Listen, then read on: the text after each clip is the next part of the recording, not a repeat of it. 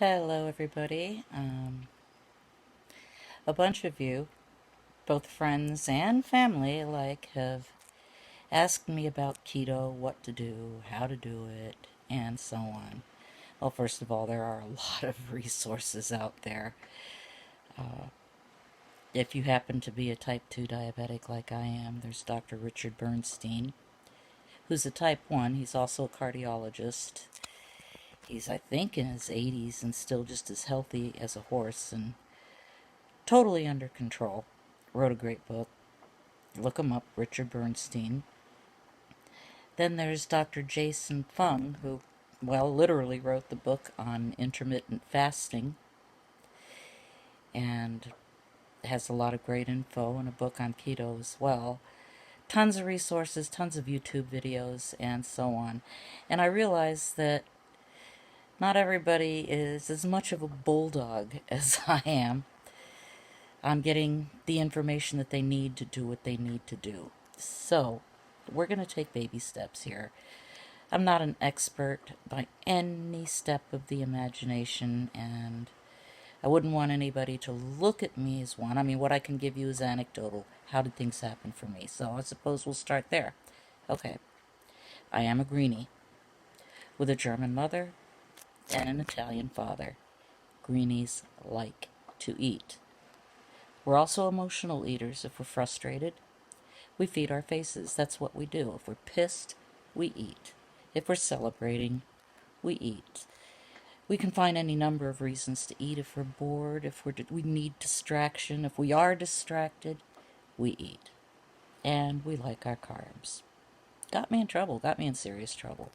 When I was a kid, I was really thin. Very, very thin. To the point where I was the skinniest person in our class and people used to make fun of my stick legs. Yeah, that was fun. The thinness did not stay. Up until when I got pregnant with my first child, I was maybe a size 5, a size 7. And they cut clothes differently back in those days. I suppose now that would have been a size 1 or a size 3, vanity sizing. You know how that is. People judge themselves according to how big they are. Your girth is not anything that comes close to defining your worth. Okay, write that down, carve it into your forehead, your arm, whatever. Get a tattoo. Your girth does not define your worth. But okay, that's not what we're going to get into here. The bottom line is, I carb loaded because I like the carbs the best. I like my sugars. I like my pies. I loved my cheesecake. Cookies, not necessarily, not so much, but puddings, strawberry shortcake. Love bread. I mean, what German woman doesn't like bread? Pasta. What Italian woman doesn't like pasta? Potatoes? Forget about it, every meal. And as a consequence, after I started having children, I gained, and I gained, and I gained, and I gained, and I gained. And then Susan Powder came on the scene. This was in the 90s. She was a fitness guru, and she was the one who claimed that you could eat all the carbs you wanted as long as you cut out the fat. This was at the very beginning of the low-fat craze. If you cut out the fat, then you'd be absolutely fine. You could carb load, and you would just burn it off. I took that crap at face value. And boy, is that when the weight loss took off. Well, fast forward decades. I'm going to be 65 here in just a few months. A few years back, I was diagnosed with type 2 diabetes. Well, it shouldn't have surprised me too much. I was fat. There's a strong family history of it. It was pretty much inevitable. The prevalent belief was that it's a progressive disease. Once you have type 2 diabetes, you're always going to have it, and it's going to get worse. You're going to take more and more meds, and so on. I remember working the 11 to 7 charge shift on an Alzheimer's unit, and of course we had diabetics on the floor, and all of them had amputations. All of them did. They were in horrible shape. A lot of them, their vision was shot. Some of them were going into kidney failure. It was just a horrible thing to see. And when you see it on a daily basis, the horror is compounded. So when I found out that I had diabetes, I was petrified. I was. And I refused to accept that that was what my future looked like. So I read everything I could get my hands on. I discovered Dr. Bernstein, who I mentioned before. I discovered Dr. Fung, and I went on a keto diet, specifically a therapeutic keto diet. There are a lot of different levels of keto that accomplish different things. Now, if you think that keto is something that's recent, you're gravely mistaken. As a therapeutic measure, it's been around since the very beginning of the 20th century. They used to use it to treat epilepsy, and it was very successful. So, how do you like that one? It's how we originally ate. It's how we're biologically designed to eat and to function the best. And we did eat that way until agriculture took off. But I don't think our bodies have really evolved enough to be able to handle all the carbs we're putting inside our bodies. What is ketosis? Ketosis is the state where your body utilizes fat to provide for its energy needs rather than carbs. That's it in a nutshell. And you can reprogram your bodies to do this. Handy little trick. You know, if you're not eating the carbs anymore, or if you're eating them in extremely limited quantities, you're not doing the damage anymore. I am happy to tell you, from having been a raging goddamn diabetic, I'm now completely in remission. My numbers aren't even pre-diabetic anymore. Totally normal. And it's probably the only way you're ever going to call me normal. Is my diabetes cured? No. I will never be cured. I know this. It's in remission.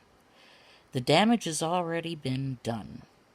I have insulin resistance, so I work around it. I eat keto.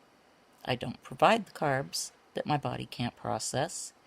My body doesn't need the carbs for energy anymore because I'm keto adapted. I'm fat adapted. My body uses fat as its energy source. With intermittent fasting, which I'll tell you about in a different video, while I'm sleeping, something called autophagy happens. If I don't consume enough fat in a day to provide for my energy needs, guess what? My body burns its own fat to accomplish the same purpose. So I'm doing really, really well. My primary purpose was to get my numbers normal and to get a handle on the diabetes. There's been some decent weight loss, and that to me is a bonus. It was not my primary purpose in doing this. Today is the 7th of July, 2019. I really got serious again about the keto on New Year's Day. In that amount of time, I've lost 65 pounds. And like I said, weight loss was not my primary purpose. My primary purpose was just to become fat adapted and get my diabetes under control.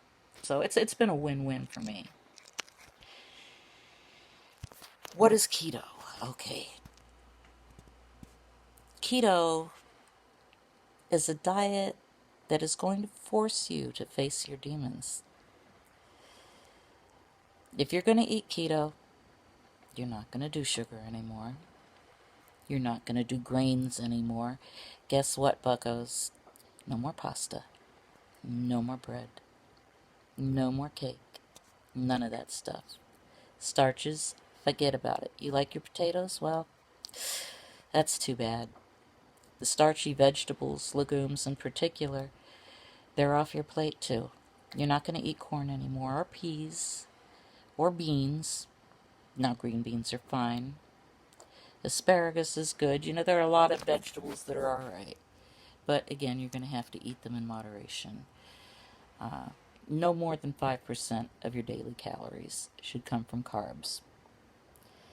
If you're doing therapeutic keto like I am, 15% of your daily calories will come from protein, and then up to 80 from fat.